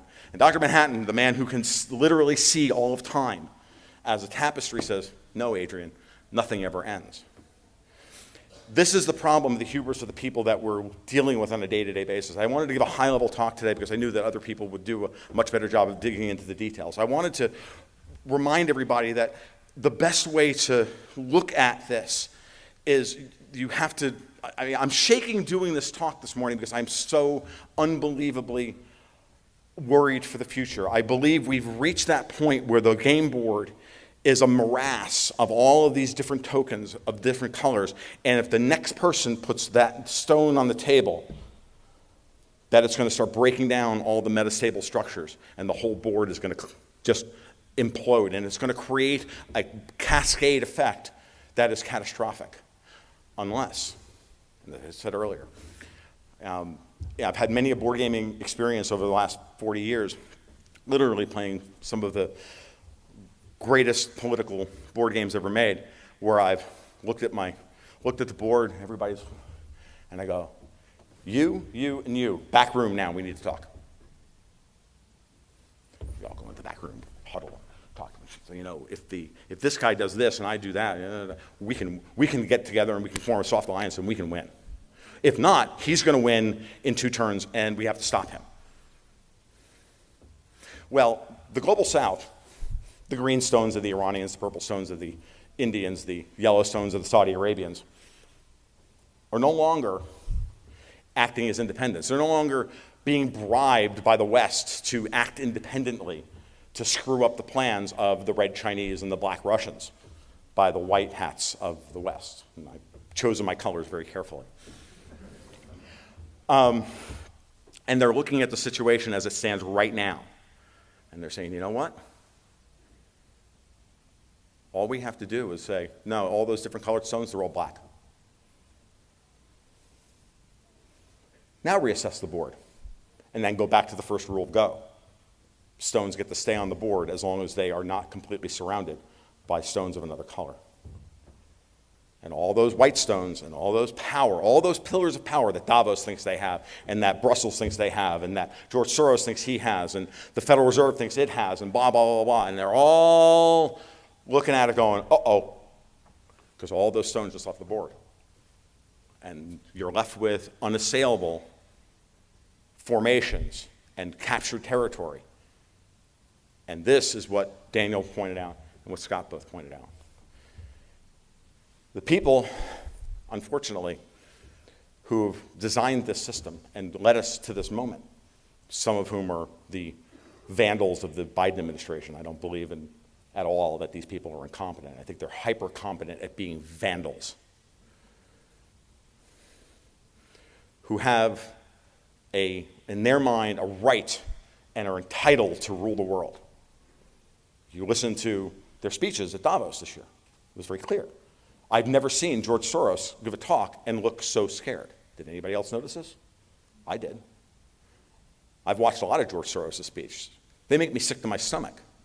It's like showing up for jury duty and having to stand around and be surrounded by authoritarians all day. It literally makes me ill, physically. Watching George Soros makes me physically ill.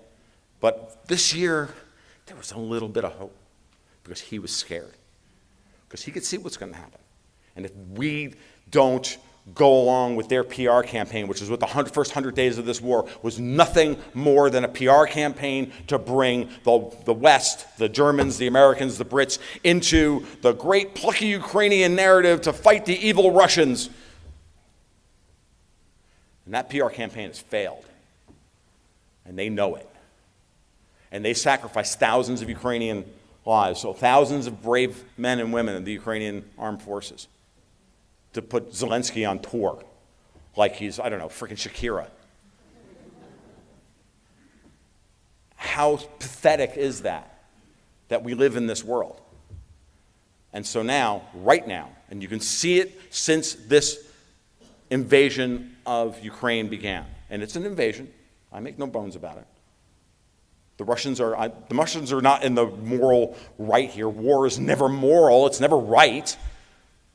But it's either that or they capture the king. They lose the board, and the very evil Euro-Globo commies at the World Economic Forum and the White House and the neocons and all these evil people, they're going to run the table on us, and they're going to flip the entire board white in their minds. Or are we going to let that happen?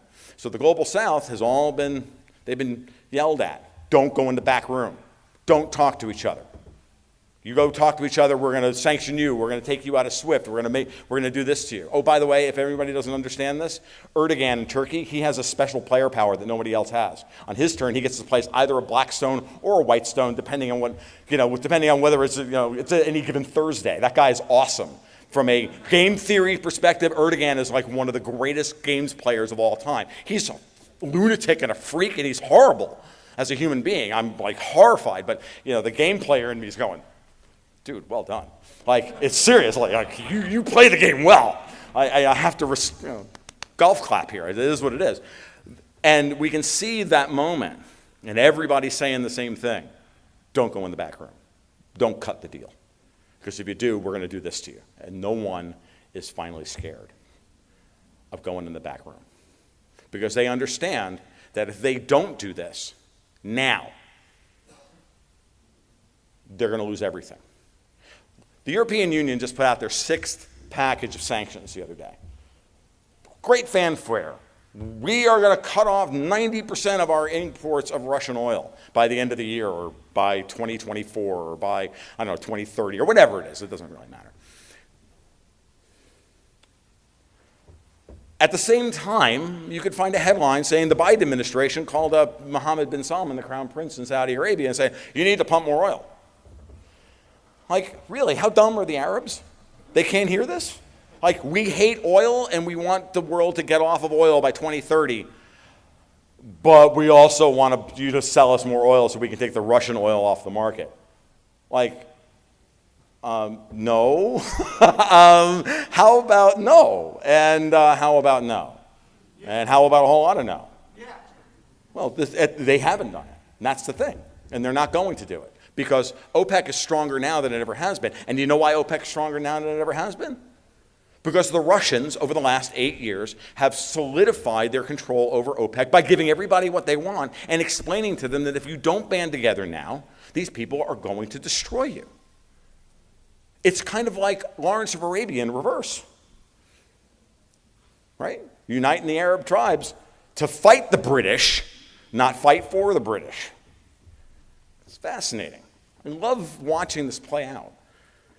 And I hope that, but the thing that bothers me more than anything else is that that conference in the back room is happening right now. It's going on. The Russians have engaged in brilliant levels of diplomacy. We don't have diplomacy, we have anti-diplomacy. We have Michael McFaul. Literally says, we lie. Like, the first rule of diplomacy is diplomats don't lie. Once that meeting happens and all those stones go from yellow and green and red and blue and whatever to black, and all those formations fall apart, and the global financial crisis starts here in the West, which is on the table. What's the response from the people who think they're entitled to rule the world? It's not pretty. These people honestly believe it's time to take the colonies back. I've been saying for years that China's not the enemy. The Russians aren't the enemy. Europe is the enemy to the United States. They selected Joe Biden and put these vandals in charge. They selected the Greens to run Germany. They selected Mario Draghi, the former head of the ECB, to run a technocratic caretaker government in Italy. They're the ones that tried to overthrow Viktor Orban in Hungary. They're the ones that fomented a failed color revolution in Belarus, Kazakhstan, this place, that place, everywhere else. These are the people. They're right in front of you. They're staring you in the face every day, telling you what they're going to do. And they want their colonies back. They want the U.S. back. They never wanted to lose the U.S. in the first place. So what are they willing to do? They'll flip the game board. And that should scare everybody in this room. Thank you very much.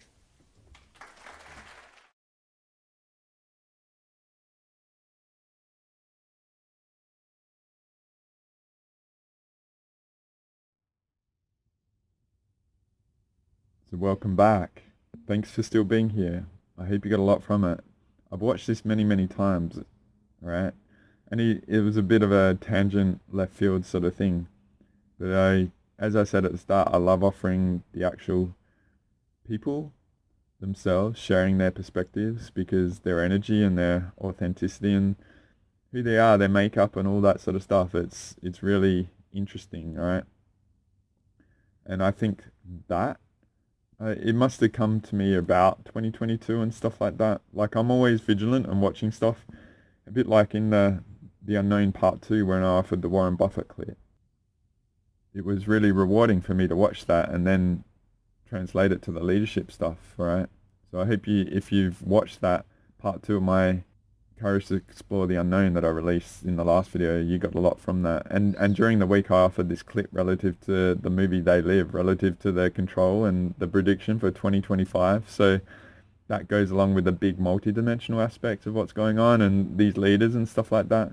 But what I said, all right, is I'll just go back to the narrative image quick while I'm here. Right.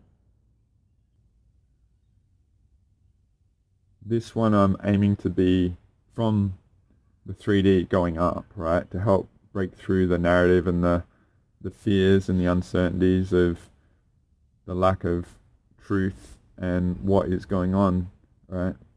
Because then once you see that and get to the next layer of the narrative, just see how this lecture possibly helped you to translate a lot of what's going on, plus what I said in the other parts, right?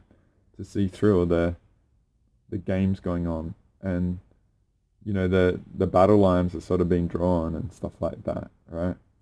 Because you can sort of see how from Mexico, you know, if you appreciate the border sort of issues and all that sort of stuff, like the infiltration and the drugs, you know, a lot of the fentanyl sort of drugs that are affecting America and stuff, and where they come from and the different levels of warfare going on and all that.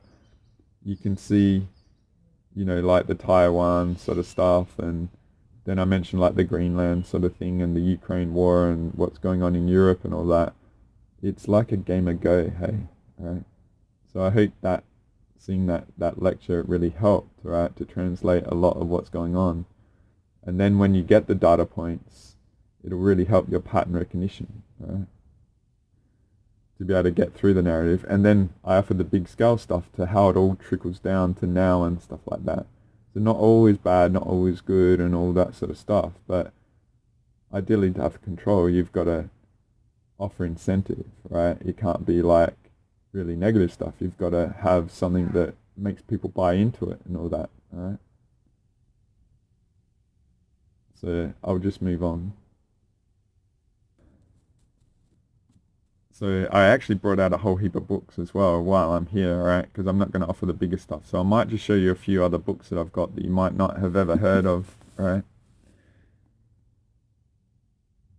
This is a really amazing one. It's quite big, right? But I offered that Whitney Webb sort of clip from the Influences Part 7, right? And the person that she reminded me of is this guy, Dean Henderson. And this is a really outstanding book. It's one of the best books I've ever read, okay?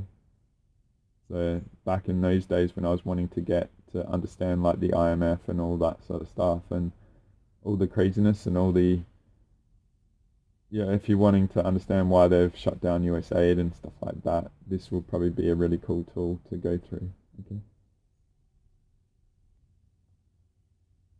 I showed this book before, The Unholy Trinity, World Bank, IMF and WTO. Right. So it might be a bit more relevant in the second one, right, that I'll look to offer. But this is another book out there, right? This is another one. It gets into the murky stuff behind politics and all that sort of stuff.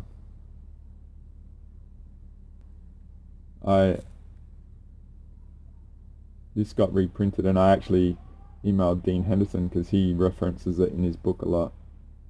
And a lot of the stuff going on behind the scenes is relative to drugs and the control of drugs and stuff like that. So this is a really amazing book that talks about the history of the drugs. And this is probably the best one on drugs, right? This is by the Lyndon LaRouche sort of stuff, and I've offered clips of him in the past, but this one is a really thick one.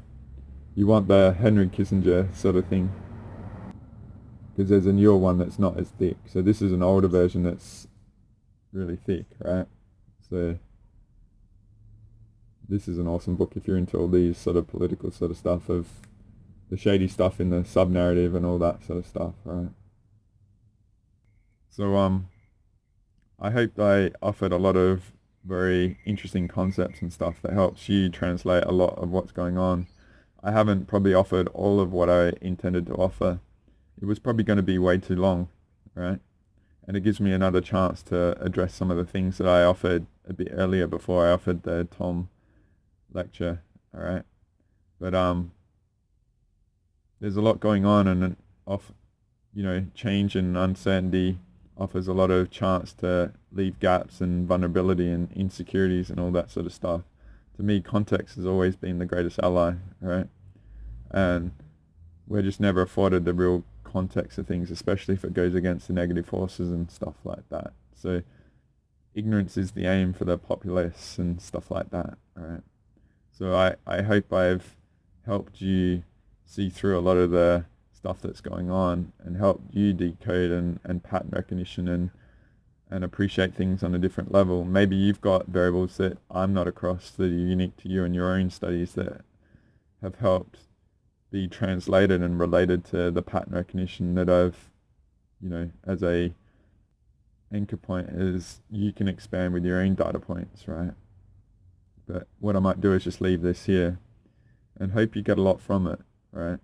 Hope it offers a lot of stability in the uncertainty of things going on, and then you can sort of, it's getting a bit dark, right? So I'm going to round this out now. So this might be quite long as it is. What I might do is look to offer a Joan Vion clip probably at the start now. So that lady that I mentioned, you got a bit of a reference for her and what I offer, maybe about the World Trade Organization and the UN and stuff like that. It's a really outstanding lecture. Joan Vion, V-E-O-N, right? She passed away in 2010, but she's got stuff about the banking and the UN and stuff. It's really outstanding. I don't remember how I came across it, but I used to be a keyboard ninja and search for things and stuff, and back in the day YouTube and that was very proactive on linking up to similar themes and stuff of relative to your search engine rather than all the stuff that it offers now, right?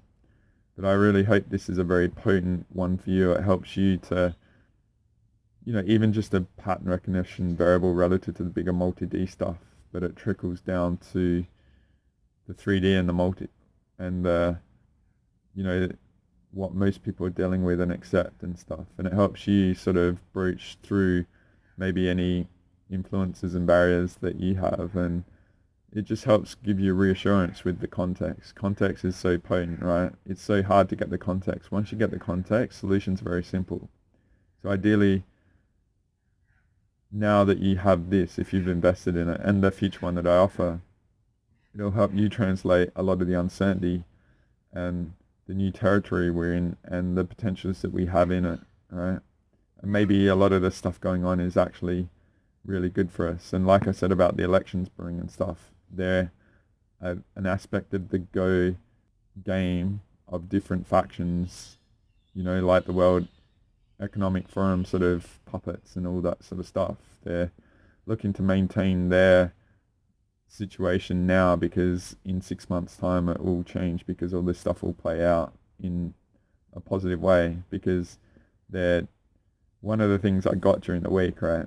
And this is just the last thing, is that I got how fearful they are of our potency. Like, all this crap going on is to derail our potential, right? So I said at the start about the multi-D solution sort of stuff I've worked out. I feel I've worked out engaging our multi-dimensional superiority is the way forward. Like, that's the solution and stuff. So I hope all this helps, and if you feel like you got influence and stuff like that, it'll be worth getting some clearing and all that sort of stuff to help you see through all this, because maybe you're not able to get to your own pattern recognition because of influences and stuff. So there is always that option to help as well. But as always, like I said at the start, I thank you for your investment in me and allowing me to be a part of your journey. If this helps you and it helps you to translate for those around you that are feeling uncertain stuff and give stability to stay the course, like not get affected by things, then I really hope that helps and stuff. But I'll look to offer the bigger Joan sort of body of what I wanted to offer at another point, right? Maybe the next one.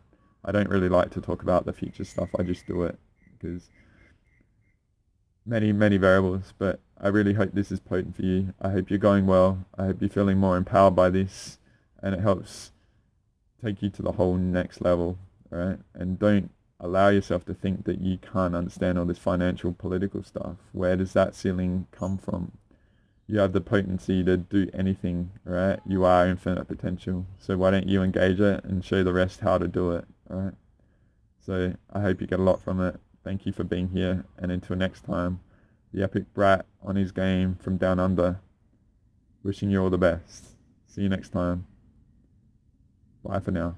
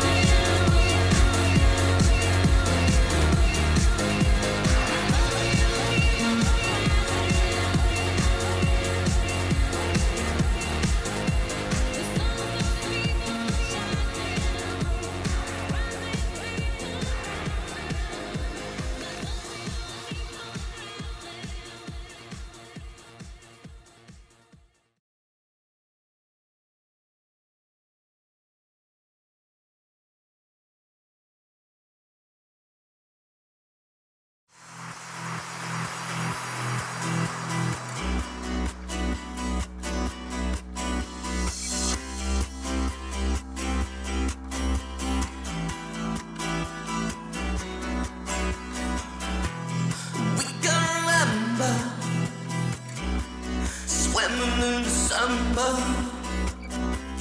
heading for the city lights. 975, we're sharing each other, nearer than farther. Scent of lemon drips from your eyes. We are the people that rule the world, what's running in every boy and girl, all rejoicing in the world. Take me now, we can try a little adventure, love in the summer, follow the sun tonight, reminiscing of the times of life. For each every other, the feeling is stronger. Shock at 11, got lost in your eyes. Can't do why when I think you're gonna leave me, but I know I try. Are you gonna leave me now? Can't you be believing now? Can't do why when I think you're gonna leave me, but I know I try. Are you gonna leave me now? Can't you be believing now? Can you remember in human eyes? It was to where we'd energize, lie in the sand and visualize like it's 75 again. We are the people that rule the world, what's running in every boy and girl, all rejoicing in the world. Take me now, we can try. Can't do why when I think you're gonna leave me, but I know I try. Are you gonna leave me now? Can't you be believing now? Can't do why when I think you're gonna leave me, but I know I try. Are you gonna leave me now? Can't you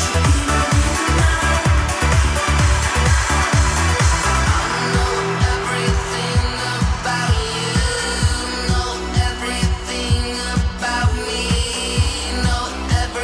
everything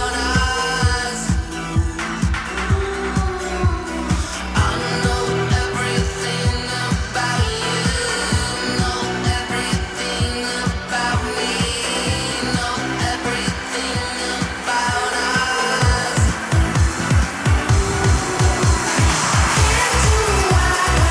you're gonna leave me, but I know I try. Are you gonna leave me now? Can't you be believing now? Can't do why when I think you're gonna leave me, but I know I try. Are you gonna leave me now? Can't you be believing now?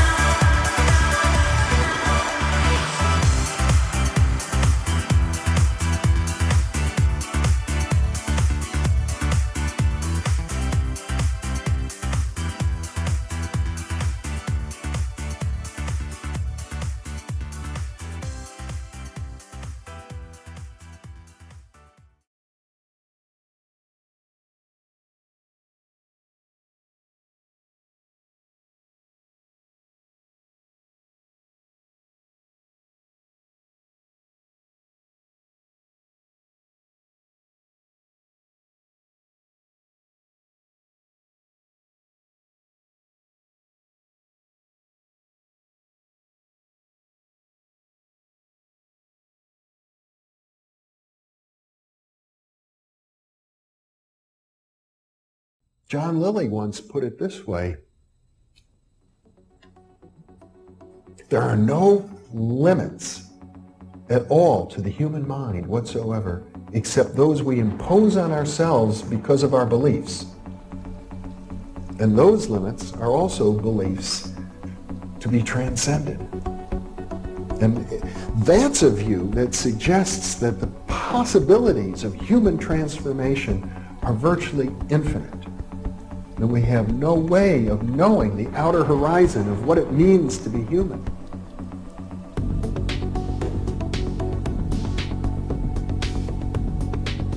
And really, to understand all this, everything, you have to go very, very deep into a study of history, consciousness, neurophysiology, everything.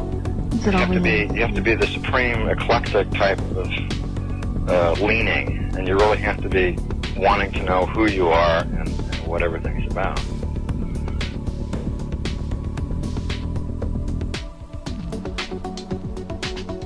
And the thing that you'll find when you go to sacred sites, if you're very humble about it, is that you are on a personal journey, and the sacred site will respond to you in a way that is appropriate only to you. The information is always what you are searching for. And it's the intent you give that energy that defines whether it is used for right action or not. And it is inside these sacred spaces that you will be reminded that you are a god, that you are a bright star. So what you're trying to do is move through the course without ricocheting off walls or creating karma. You're trying to slide through things smoothly. How do you do that? It's called flowing. There's a technique that you can do that will allow you to touch some part of your inner being that has more knowledge than your conscious state does.